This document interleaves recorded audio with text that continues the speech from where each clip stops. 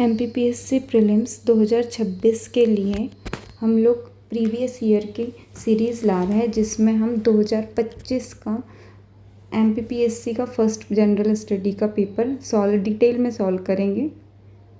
पहला क्वेश्चन है, कांची का कैलाशनाथ मंदिर किस शैली में बना है? तो कांची का कैलाशनाथ मंदिर राजसिम्हा शैली में बना है। किस शैली में बना है? तो राजसिम्हा शैली में बना है। और ये पल्लव राजा नरसिंह वर्मन द्वितीय के टाइम पे, किसके टाइम पे यह शैली थी? पल्लव राजा नरसिंह वर्मन द्वितीय के टाइम पे। एडोब फोटोशॉप किस प्रकार के सामान्य प्रयोजन एप्लीकेशन सॉफ्टवेयर का एक उदाहरण है? तो इसका आंसर MPPSC ने ग्राफिक्स सॉफ्टवेयर और मल्टीमीडिया सॉफ्टवेयर दोनों दिया है। तो एडोब फोटोशॉप किससे रिलेटेड है? ग्राफिक्स सॉफ्टवेयर और मल्टीमीडिया सॉफ्टवेयर से। थर्ड क्वेश्चन है, राज्य पुनर्गठन अधिनियम 1956 के अनुसार कितने राज्य और केंद्र शासित प्रदेश बनाए गए थे? तो राज्य पुनर्गठन अधिनियम 1956 के अनुसार 14 राज्य और 6 केंद्र शासित प्रदेश बने थे। कितने? 14 राज्य और 6 केंद्र शासित प्रदेश बने थे और इनका गठन 1 नवंबर 1956 को हुआ था। इसी के तहत मध्य प्रदेश राज्य का भी गठन किया गया था 1 नवंबर 1956 को। और भाषाई आधार पर अगर पूछें तो भाषाई आधार पर बनने वाला पहला राज्य आंध्र प्रदेश था। प्रश्न 3 का क्या आंसर हो जाएगा? राज्य पुनर्गठन अधिनियम 1956 के अनुसार कितने राज्य और केंद्र शासित प्रदेश बनाए गए थे? तो 14 राज्य और 6 केंद्र शासित प्रदेश बनाए गए थे। फोर्थ प्रश्न है, मुस्लिम लीग ने सीधी कार्यवाही की घोषणा कब की थी? मुस्लिम लीग ने सीधी कार्यवाही की घोषणा कब की थी? ऑप्शन है 22 जून 1946, 16 अगस्त 1946, 22 अक्टूबर 1946, 22 अगस्त 1946। तो मुस्लिम लीग ने इसे सीधी कार्यवाही और प्रत्यक्ष कार्यवाही दिवस भी बोलते हैं। इसका आंसर है 16 अगस्त 1946। तो मुस्लिम लीग ने सीधी कार्यवाही की घोषणा 16 अगस्त 1946 को की थी। कब की थी? 16 अगस्त 1946 को। और ये किसके नेतृत्व में की थी? तो मोहम्मद अली जिन्ना के नेतृत्व में। तो सीधी कार्यवाही की घोषणा किसके नेतृत्व में हुई थी? मोहम्मद अली जिन्ना के नेतृत्व में। और इसका उद्देश्य क्या था सीधी कार्यवाही दिवस का? पाकिस्तान के निर्माण की मांग करना, पाकिस्तान के निर्माण की मांग करना। तो मुस्लिम लीग ने सीधी कार्यवाही की घोषणा कब की? 16 अगस्त 1946 को। किसके नेतृत्व में की? मोहम्मद अली जिन्ना के नेतृत्व में करी। और इसका उद्देश्य क्या था? पाकिस्तान के निर्माण की मांग करना। 5वां प्रश्न है, 6 अप्रैल 1930 की तिथि भारत के इतिहास में अच्छी तरह जानी जाती है क्योंकि यह तिथि संबंधित है। क्या है? 6 अप्रैल 1930 की जो डेट है वो इंडियन हिस्ट्री में किससे रिलेटेड है? तो पहला ऑप्शन है भारत छोड़ो आंदोलन से, दूसरा बंगाल विभाजन, तीसरा जलियांवाला बाग हत्याकांड, चौथा है महात्मा गांधी द्वारा दांडी यात्रा। अब भारत छोड़ो आंदोलन जो है वो 8 अगस्त 1942 है। भारत छोड़ो आंदोलन 8 अगस्त 1942 है, तो भारत छोड़ो आंदोलन तो होगा नहीं। सेकंड है बंगाल विभाजन, तो बंगाल विभाजन होता है 16 अक्टूबर 1905। बंगाल विभाजन कब है? 16 अक्टूबर 1905। जलियांवाला बाग हत्याकांड है 13 अप्रैल 1919। जलियांवाला बाग हत्याकांड है 13 अप्रैल 1919। लास्ट ऑप्शन बचता है महात्मा गांधी द्वारा दांडी यात्रा से। तो 6 अप्रैल 1930 की जो डेट है वो महात्मा गांधी द्वारा दांडी यात्रा से रिलेटेड है। तो महात्मा गांधी द्वारा दांडी यात्रा स्टार्ट करी थी 12 मार्च 1930 को साबरमती आश्रम गुजरात से, और उन्हें एंड किया था 6 अप्रैल 1930 को दांडी नामक एक स्थान पर जाकर। वहाँ उन्होंने नमक कानून तोड़ा था, बनाया, नमक तोड़ा था, नमक बनाया था। ठीक है, तो 6 अप्रैल 1930 की डेट हमें पता है किससे रिलेटेड है? महात्मा गांधी द्वारा दांडी यात्रा से। भारत छोड़ो आंदोलन कब की डेट क्या है? 8 अगस्त 1942। भारत छोड़ो आंदोलन की डेट है 8 अगस्त 1942। बंगाल विभाजन की डेट है 16 अक्टूबर 1905। जलियांवाला बाग हत्याकांड की डेट है 13 अप्रैल 1919। प्रश्न क्रमांक 6, भारत में किस राज्य को विशेष दर्जा भारत में किसी राज्य को विशेष दर्जा देने के लिए निम्नलिखित में से कौन सा पैरामीटर सामान्यतः स्वीकार नहीं किया जाता? तो इसका आंसर है अनुसूचित जाति और जनजाति की बड़ी आबादी। ये पैरामीटर नहीं है क्योंकि पहाड़ी और कठिन भूभाग के आधार पर भी विशेष राज्य का दर्जा दिया जाता है, कम जनसंख्या घनत्व के आधार पर भी, और अंतर्राष्ट्रीय सीमा से कोई रिलेटेड लगा हुआ राज्य है तो उसे भी विशेष राज्य का दर्जा दिया जाता है, लेकिन अनुसूचित जाति और जनजाति के आधार पर विशेष राज्य का दर्जा नहीं दिया जाता। 7वां क्वेश्चन है, 18वीं लोकसभा के स्पीकर द्वारा वर्ष 2024-25 के लिए गठित संसदीय समितियों के अध्यक्षों की नियुक्ति के संबंध में कौन सा गलत है? तो पहला ऑप्शन है लोक लेखा समिति, इसके अध्यक्ष के.सी. वेणुगोपाल थे, ये बिल्कुल सही है। प्राक्कलन समिति, तो प्राक्कलन समिति का दिया है वैजयंत पांडा, यही ऑप्शन गलत है क्योंकि प्राक्कलन समिति के अध्यक्ष जो थे डॉक्टर संजय जायसवाल थे। प्राक्कलन समिति के अध्यक्ष कौन थे? डॉक्टर संजय जायसवाल। और अनुसूचित जाति एवं अनुसूचित जनजाति कल्याण समिति के अध्यक्ष फग्गन सिंह कुलस्ते थे, ये बिल्कुल सही है। अन्य पिछड़ा वर्ग कल्याण समिति के अध्यक्ष गणेश सिंह थे। तो जो 7वां क्वेश्चन है किसमें से कौन सी समिति के अध्यक्ष गलत है, तो वो प्राक्कलन समिति है जिसके अध्यक्ष डॉक्टर संजय जायसवाल थे और यहाँ पे वैजयंत पांडा दिया हुआ है।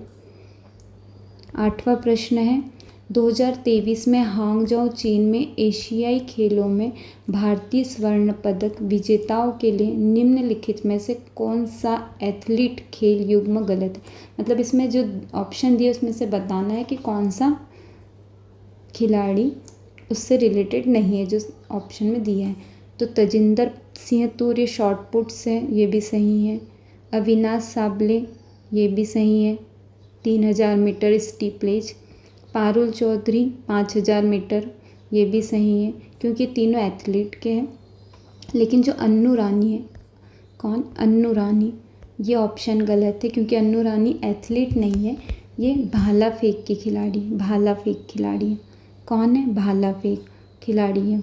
तो अन्नू रानी ने भाला फेंक में स्वर्ण पदक जीता था। किस में? भाला फेंक में। बाकी जो ऊपर के तीनों है तजिंदर पाल सिंह तूर, अविनाश साबले, पारुल चौधरी, ये तीनों एथलीट है और इन्हें स्वर्ण पदक जीता था, लेकिन अन्नू रानी ने भाला फेंक में स्वर्ण पदक जीता था। किस में? अन्नू रानी भाला फेंक स्वर्ण पदक। निम्नलिखित में से कौन सा देश भारत के साथ संयुक्त सैन्य अभ्यास का युग्म गलत है? इसमें हमें गलत बताना है कि कौन सा गलत है। तो फर्स्ट है रूस। तो भारत और रूस का संयुक्त सैन्य अभ्यास इंद्र, ये सही है। भारत और किर्गिस्तान के साथ संयुक्त सैन्य अभ्यास खंजर, ये भी बिल्कुल सही है। भारत और सेशेल्स के साथ संयुक्त सैन्य अभ्यास लामीतीय, ये भी सही है। लेकिन इसमें जो डी ऑप्शन दे रहा है थाईलैंड के साथ युद्ध अभ्यास, तो जो युद्ध अभ्यास संयुक्त सैन्य अभ्यास है ना, ये भारत और यूएसए के साथ हुआ था। तो भारत और किसके साथ? यूएसए। तो डी ऑप्शन ही गलत है क्योंकि थाईलैंड के साथ नहीं था। जो युद्ध अभ्यास है वो भारत और यूएसए के साथ संयुक्त रूप से हुआ था। अब 10th नंबर का क्वेश्चन है, डेटा सुरक्षा प्रबंधन का सिद्धांत जो ग्राहकों और संगठन के डेटा को अवैध पहुंच या प्रयोग से सुरक्षित रखने के लिए उपयोग की जाने वाली प्रक्रियाओं, नीतियों और नियंत्रणों को शामिल करता है, उसे कहा जाता है। तो इसका आंसर है कॉन्फिडेंशियलिटी। क्या है? डी ऑप्शन है। क्या कहा जाता है? कॉन्फिडेंशियलिटी। क्योंकि जो फर्स्ट ऑप्शन जो दे रहा है इंटीग्रिटी, उसमें क्या करते हैं, हमारे डाटा को हम इंश्योर करते हैं कि हमारा डाटा एक्यूरेट हो और अनअल्टर्ड हो, मतलब उसमें हम एक्यूरेट होना चाहिए। इंटीग्रिटी उससे रिलेटेड है। और जो अवेलेबिलिटी है उसमें है कि हम जो डाटा है वो हम कहीं पर भी हमें जब ज़रूरत पड़े तो हम उसे एक्सेस कर सकें। 11th नंबर का प्रश्न है, मध्य प्रदेश का वन भारत वन स्थिति रिपोर्ट ISFR 2021 के अनुसार, भारत वन स्थिति रिपोर्ट ISFR 2021 के अनुसार मध्य प्रदेश के इनमें से कौन से ज़िले में वन आवरण 10% से कम है। मतलब उस ज़िले के भौगोलिक क्षेत्र का परसेंट उसमें करेंगे, ठीक है। तो किस ज़िले का वन आवरण 10% से भी कम है, तो इसका आंसर है भिंड। क्या है इसका आंसर? भिंड। भारत वन स्थिति रिपोर्ट 2021 के अनुसार मध्य प्रदेश में कौन सा ऐसा जिला है जिसका वन आवरण 10% से भी कम है, उस जिले के भौगोलिक क्षेत्रफल का। तो इसका आंसर हो जाएगा भिंड, क्योंकि भिंड का जो वन आवरण है वो है 1.89%। कितना है? 1.89%, ठीक है। और इसमें लेकिन मुरैना और अशोकनगर का भी 10% से कम है, लेकिन भिंड से ज़्यादा है। मुरैना का 4.50% है, अशोकनगर का 5.39% है और गुना का 26.41% है। ध्यान से सुनना, सबसे कम भिंड का है 1.89%, उसके बाद मुरैना है 4.50%, उसके बाद अशोकनगर है 5.39% और सबसे लास्ट में गुना है 26.41%। जो 10% से कम जो है वो 3 हो गए, भिंड, मुरैना और अशोकनगर। तो इन सब में सबसे कम है भिंड का 1.89%। कितना? 1.89%। प्रश्न क्रमांक 12, भारतीय संविधान के अनुच्छेद 338 के अंतर्गत निम्नलिखित में से किस आयोग के गठन की बात की गई थी। मतलब आर्टिकल 338 के तहत कौन से आयोग का गठन किया था। तो सबसे पहले जो राष्ट्रीय महिला आयोग है, ये एक सांविधिक आयोग है। इसे भारतीय संविधान के तहत इसका गठन नहीं किया है, अलग से अधिनियम ला के गठन हुआ है और ये अधिनियम 1990 में आया था। राष्ट्रीय महिला आयोग अधिनियम 1990 के तहत राष्ट्रीय महिला आयोग का गठन हुआ था। कब? 1990 के तहत। और राष्ट्रीय अल्पसंख्यक आयोग भी एक सांविधिक आयोग है और इसके लिए भी अधिनियम आया था, राष्ट्रीय अल्पसंख्यक आयोग अधिनियम 1992। उसी के तहत राष्ट्रीय अल्पसंख्यक आयोग का गठन हुआ था। राष्ट्रीय मानवाधिकार आयोग भी एक सांविधिक आयोग है जिसका गठन राष्ट्रीय मानवाधिकार आयोग अधिनियम 1993 के तहत हुआ था। अब हमारा लास्ट ऑप्शन बचता है राष्ट्रीय अनुसूचित जाति आयोग। तो राष्ट्रीय अनुसूचित जाति आयोग का गठन अनुच्छेद 338 के तहत किया गया था। तो हमारा 12वें प्रश्न का उत्तर है राष्ट्रीय अनुसूचित जाति आयोग का गठन अनुच्छेद 338 के तहत किया गया था। प्रश्न क्रमांक 13 है, मुख्यमंत्री लाडली बहना योजना जो पूरे मध्य प्रदेश में क्रियान्वित की गई का उद्देश्य आर्थिक स्वावलंबन के अतिरिक्त निम्न है। मतलब जो लाडली बहना योजना मध्य प्रदेश में स्टार्ट की गई थी, इसका उद्देश्य सिर्फ उनको आर्थिक रूप से मजबूत करने के अलावा और क्या है। तो उसका आंसर है महिलाओं की राजनीतिक भागीदारी, ये भी गलत है। महिलाओं के विवाह संबंधी खर्च, ये भी नहीं है। महिलाओं के स्वास्थ्य और पोषण, तो जो लाडली बहना योजना के तहत जो राशि दी जा रही है महिलाओं को, उसका अतिरिक्त उद्देश्य उनके स्वास्थ्य और पोषण का ध्यान रखना भी है। तो 13 का आंसर हो जाएगा हमारा महिलाओं के स्वास्थ्य और पोषण। प्रश्न क्रमांक 14, 30/4/1977 से 23/6/1977, मतलब 30 अप्रैल 1977 से 23 जून 1977 के दौरान मध्य प्रदेश में राष्ट्रपति शासन लागू किया गया। तब मध्य प्रदेश के राज्यपाल कौन थे। मध्य प्रदेश में 3 बार राष्ट्रपति शासन लागू किया गया है।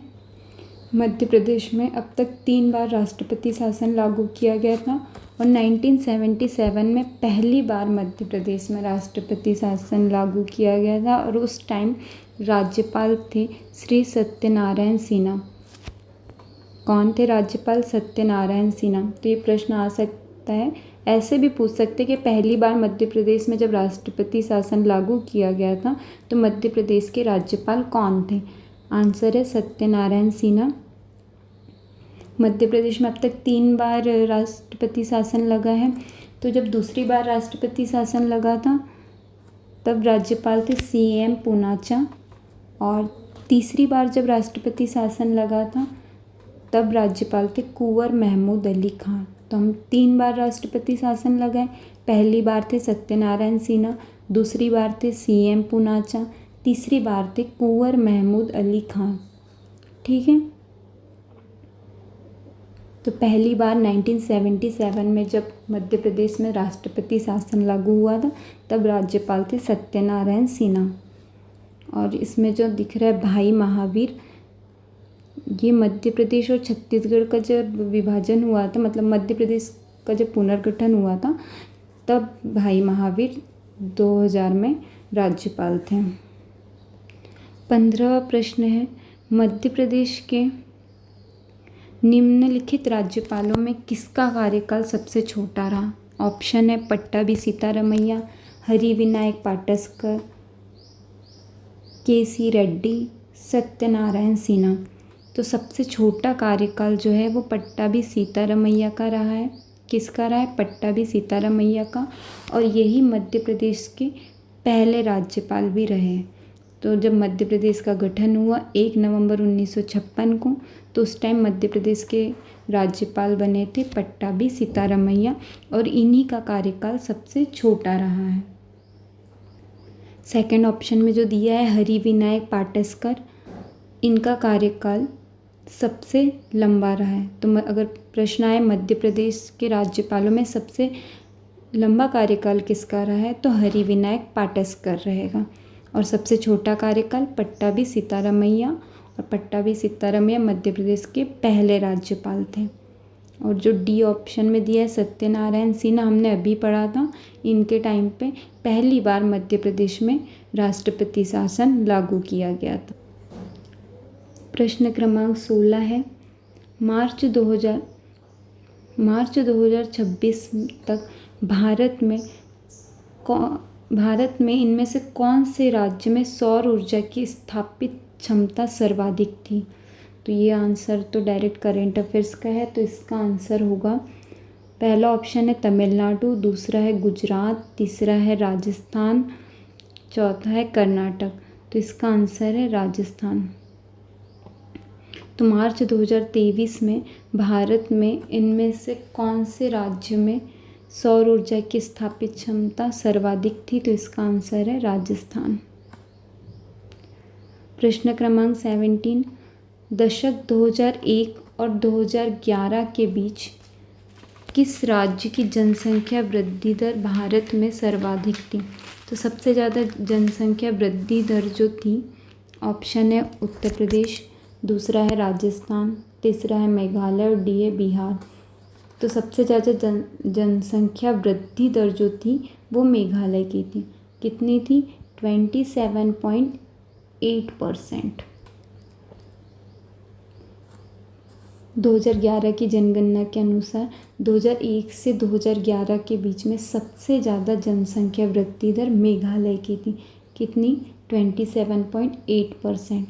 उसके बाद आता है बिहार, और फिर राजस्थान, और फिर उत्तर प्रदेश। कई बार ऐसे क्रम में जमाने के लिए भी आ जाता है।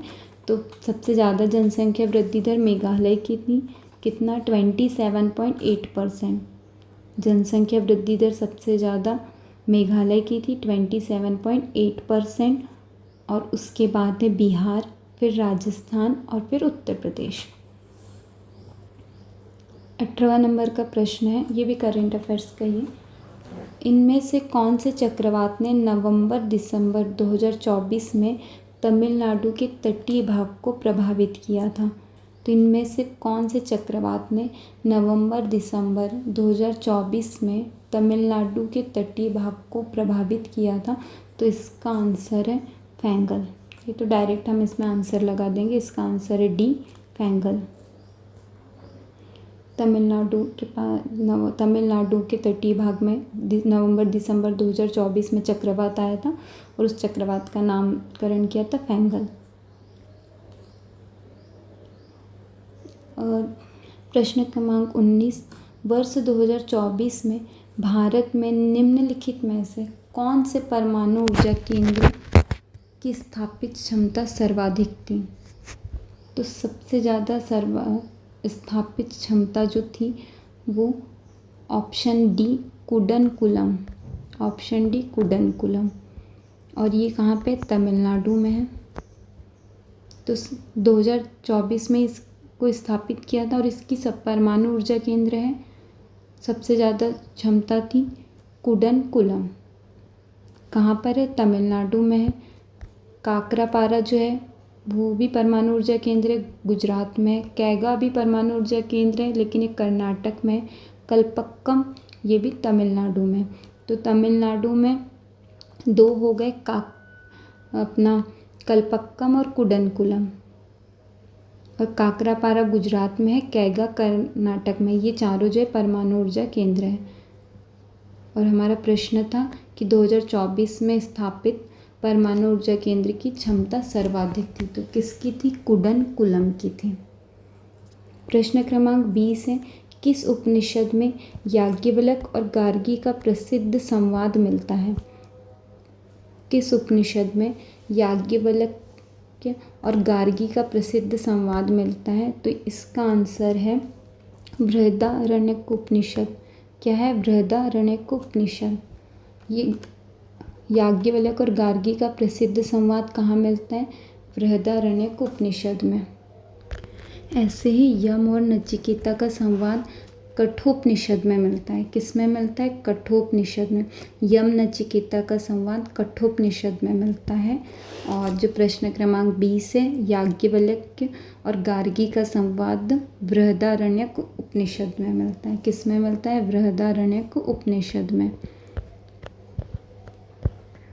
आगे प्रश्न क्रमांक 21, निम्नलिखित में से कौन सा गैर लाभकारी संगठन भारत में रोबोटिक्स और ऑटोमेशन में मानक स्थापित करने के लिए शीर्ष निकाय है? भारत में रोबोटिक्स और ऑटोमेशन में मानक स्थापित करने के लिए शीर्ष निकाय कौन सा है? तो इसका आंसर है AICRA। पहला ही ऑप्शन है, all India council for robotics and automation.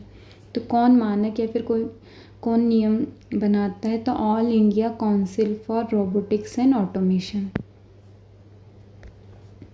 Next प्रश्न है, एक मेलवेयर जो एक वैध सॉफ्टवेयर की तरह दिखता है और एक बार जब यह उपयोगकर्ता को बहलाकर इसे इंस्टॉल करवा देता है तो यह काफ़ी हद तक वायरस या वर्म की तरह कार्य करता है, इसे कहा जाता है? एक मेलवेयर है। इसमें चारों एक मेलवेयर है और इसका आंसर है ट्रोजन या फिर ट्रोजन हॉर्स भी कहते हैं। ये क्या करता है? सॉफ्टवेयर की तरह दिखता है लेकिन हम उसे इंस्टॉल कर लेते हैं और ये बाद में वायरस की तरह कार्य करता है। इसमें और ऑप्शन दिए हुए की लॉगर। तो की लॉगर क्या है? जैसे हमारा कोई सेंसिटिव डाटा है, पासवर्ड वगैरह हम जैसे टाइप करते हैं कीबोर्ड से, वो रिकॉर्ड कर लेते हैं। तो की लॉगर क्या करता है? कोई भी हमारा सेंसिटिव डाटा है जैसे पासवर्ड वगैरह हम जैसे कीबोर्ड से टाइप करते हैं तो वो रिकॉर्ड कर लेते हैं। रैंसमवेयर भी एक क्या मेलवेयर ही, लेकिन क्या करते हैं ये डाटा को हम लॉक या एनक्रिप्ट कर देते हैं। डाटा को क्या करते हैं? लॉक या एनक्रिप्ट कर देते हैं और फिर हम उसे जब एक्सेस करना होता है तो उसके लिए रैंसम की डिमांड करते हैं या तो फिर फिरौती की डिमांड करते हैं एक्सेस कर। तो रैंसमवेयर क्या है? उसमें डाटा को लॉक या एनक्रिप्ट कर देते हैं और हमें जब उसके लिए हमें एक्सेस करना होता है तो उसके लिए वो फिरौती की डिमांड करते हैं। लेकिन प्रश्न क्रमांक 22 का आंसर है ट्रोजन। प्रश्न क्रमांक 23 है, भारतीय संविधान के किस अनुच्छेद के अंतर्गत राष्ट्रपति राज्य विशेष के लिए अनुसूचित जनजाति समुदायों के लिए लोक अधिसूचना जारी करता है? तो राष्ट्रपति क्या करता है? अनुसूचित जनजाति समुदायों के लिए अधिसूचना जारी करेगा। तो किस आर्टिकल के तहत करेगा? अनुच्छेद 340 के। नहीं सॉरी, इसका आंसर है अनुच्छेद 342, क्योंकि अनुच्छेद 340 जो है वो तो पिछड़ा वर्ग आयोग की नियुक्ति से संबंधित है, किसी पिछड़े वर्ग के आयोग की नियुक्ति से संबंधित है। और आर्टिकल 339 जो है वो भाषा से संबंधित कुछ कानून जो है उसको बनाने की विशेष प्रक्रिया से है। और अनुच्छेद जो 338 है वो अनुसूचित जाति आयोग से संबंधित है। 340 पिछड़े वर्ग से रिलेटेड है, आयोग की नियुक्ति से संबंधित। 339 भाषा से संबंधित है। 338 अनुसूचित जाति आयोग से और 338 से अनुसूचित जनजाति आयोग है। लेकिन यहाँ प्रश्न क्या है, राष्ट्रपति राज्य विशेष के लिए अनुसूचित जनजाति समुदायों के लिए लोक अधिसूचना जारी करते हैं। यह आर्टिकल 342 के तहत करता है। प्रश्न क्रमांक 24 है, मध्य प्रदेश में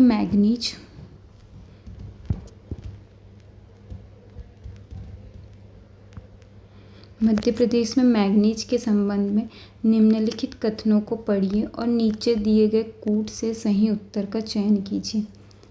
तो मध्य प्रदेश का मैग्नीज निक्षेप में देश में कौन द्वितीय स्थान है, ये गलत है। मैग्नीज उत्पादन में पहला सही है। छिंदवाड़ा जिले में गोदावरी एवं वर्धा नदी घाटियों में मैग्नीज के निक्षेप है, ये सही है। झाबुआ जिले की थांदला तहसील में मैग्नीज के निक्षेप है, ये भी सही है। प्रश्न क्रमांक 25, राष्ट्रपति पर महाभियोग निम्नलिखित में से किस आधार पर लगाया जाता है। तो सबसे पहले हमें ये पता होना चाहिए कि राष्ट्रपति पर महाभियोग का आर्टिकल कौन सा है, क्योंकि डायरेक्ट कई बार आर्टिकल भी पूछ लेते हैं। तो राष्ट्रपति पर महाभियोग आर्टिकल अनुच्छेद 61 के तहत लगाया जाता है। किसके तहत? अनुच्छेद 61 के तहत। ऑप्शन दिए हुए हैं, व्यावसायिक कदाचार, संविधान का उल्लंघन, लाभ का व्यवसाय करना, मानसिक अस्थिरता। तो भारत में राष्ट्रपति पर महाभियोग केवल सिर्फ संविधान के उल्लंघन के आधार पर ही लगाया जा सकता है और आर्टिकल 61 के तहत। राष्ट्रपति से इम्पॉर्टेंट कुछ और आर्टिकल है रिलेटेड। तो आर्टिकल 52 में भारत का एक राष्ट्रपति होगा। आर्टिकल 52 क्या है? भारत का एक राष्ट्रपति होगा। आर्टिकल 56 में राष्ट्रपति का कार्यकाल दिया है जो 5 वर्ष है। आर्टिकल 72 में राष्ट्रपति की क्षमादान की शक्ति है। किसकी शक्ति है? क्षमादान की शक्ति है। जो डायरेक्ट प्रश्न पूछ लेते हैं कि राष्ट्रपति को क्षमादान की शक्ति किस आर्टिकल के तहत है, तो आर्टिकल 72। और आर्टिकल 123 में है राष्ट्रपति की अध्यादेश जारी करने की शक्ति। क्या? राष्ट्रपति के अध्यादेश जारी करने की शक्ति।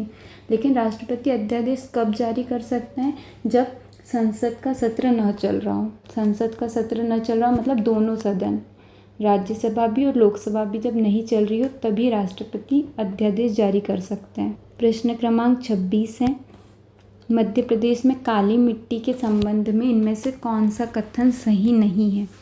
पहला है, यह दक्कन लावा के अपक्षय से निर्मित है, ये बिल्कुल सही है। बी है, मिट्टी में नाइट्रोजन, फास्फोरस एवं जैव पदार्थों की मात्रा अधिक है। सी है, इस मिट्टी में नमी धारण करने की क्षमता अधिक है। डी है, ये मिट्टी मुख्यतः राज्य के पश्चिमी भागों में पाई जाती है। तो इसमें गलत बोला है तो गलत है बी, क्योंकि इस मिट्टी में नाइट्रोजन, फास्फोरस और जैव विविधता की अधिक मात्रा नहीं होती है, जबकि इसमें आयरन, कैल्शियम, मैग्नीशियम और पोटास की मात्रा अधिक होती है। तो मध्य प्रदेश में जो काली मिट्टी है उसमें किसकी मात्रा अधिक होती है? आयरन, कैल्शियम, मैग्नीशियम और पोटास की। किसकी? आयरन, कैल्शियम, मैग्नीशियम और पोटास की। प्रश्न क्रमांक 27 प्रश्न क्रमांक 27 है, ICMR राष्ट्रीय जनजाति स्वास्थ्य अनुसंधान संस्थान मध्य प्रदेश के किस शहर में है? तो इसका डायरेक्ट आंसर है जबलपुर। तो ICMR राष्ट्रीय जनजातीय स्वास्थ्य अनुसंधान संस्थान मध्य प्रदेश के जबलपुर में है और इसकी स्थापना 1984 में की गई थी। कब की गई थी? 1984 में। जो जबलपुर में ही जवाहरलाल नेहरू कृषि विश्वविद्यालय भी है। आप मुझे कमेंट में बताइए कि उसकी स्थापना कब की गई थी। तो राष्ट्रीय जनजातीय स्वास्थ्य अनुसंधान संस्थान मध्य प्रदेश के जबलपुर में और इसकी स्थापना 1984 में की गई थी। प्रश्न क्रमांक 28 है, जनजातीय वर्ग के विद्यार्थियों को शंकर शाह और रानी दुर्गावती पुरस्कार योजना दिए जाने के क्या उद्देश्य हैं। पहला, उच्च अध्ययन के लिए आवासीय सुविधा। 10वीं और 12वीं कक्षा की परीक्षाओं में मेधावी स्थान पाने वाले विद्यार्थियों को प्रोत्साहित करने हेतु, तकनीकी शिक्षा में प्रोत्साहन हेतु, राष्ट्रीय प्रवेश परीक्षाओं में सफल विद्यार्थियों को उच्च अध्ययन के लिए प्रोत्साहित करने हेतु। तो इसका उद्देश्य था 10वीं और 12वीं कक्षा की परीक्षाओं में मेधावी स्थान पाने वाले विद्यार्थियों को प्रोत्साहित करने हेतु। तो शंकर शाह और रानी दुर्गावती पुरस्कार 10वीं और 12वीं कक्षा के मेधावी स्थान पाने वाले विद्यार्थियों को प्रोत्साहित करने हेतु बनाई गई थी। प्रश्न क्रमांक 29 है, दिनांक 23 दिसंबर 2017 से आहार अनुदान योजना किस जनजातीय समुदाय के कुपोषण को दूर करने के लिए बनाई गई थी। तो इसका आंसर है विशेष पिछड़ी जनजातीय समुदाय से। इसका आंसर है विशेष पिछड़ी जनजातीय समुदाय से। आगे बढ़ते हैं। प्रश्न क्रमांक 30 है, मध्य प्रदेश में वर्ष 2030-24 में कुल कितनी वृहद एवं मध्यम एकीकृत जनजातीय विकास परियोजना अस्तित्व में आई थी। 20, 25, 31, 36। तो इसका डायरेक्ट आंसर है 31। ये करेंट अफेयर्स का क्वेश्चन है। तो मध्य प्रदेश में वर्ष 2023-24 में कुल 31 वृहद और मध्यम एकीकृत जनजातीय विकास परियोजना अस्तित्व में है। प्रश्न क्रमांक 31 है, मौद्रिक नीति का उद्देश्य क्या है। तो मौद्रिक नीति का उद्देश्य सरकारी खर्च को बढ़ाना, मूल्य स्थिरता बनाए रखना और आर्थिक वृद्धि सुनिश्चित करना। सी है राजकोषीय घाटा कम करना। डी, विदेशी मुद्रा भंडार को नियंत्रित करना। तो मौद्रिक नीति का मुख्य उद्देश्य जो है बी है, मूल्य स्थिरता बनाए रखना और आर्थिक वृद्धि सुनिश्चित करना। प्रश्न क्रमांक 32 है, वित्तीय वर्ष 2023-24 में भारत के कुल व्यापार घाटे को कम करने में किस क्षेत्र ने महत्वपूर्ण भूमिका निभाई। कृषि निर्यात, माल निर्यात, सेवा निर्यात, ऑटोमोबाइल निर्यात। तो इसका आंसर है सेवा निर्यात। वित्तीय वर्ष 2023-24 में भारत के कुल व्यापार घाटे को कम करने में सेवा निर्यात ने महत्वपूर्ण भूमिका निभाई है।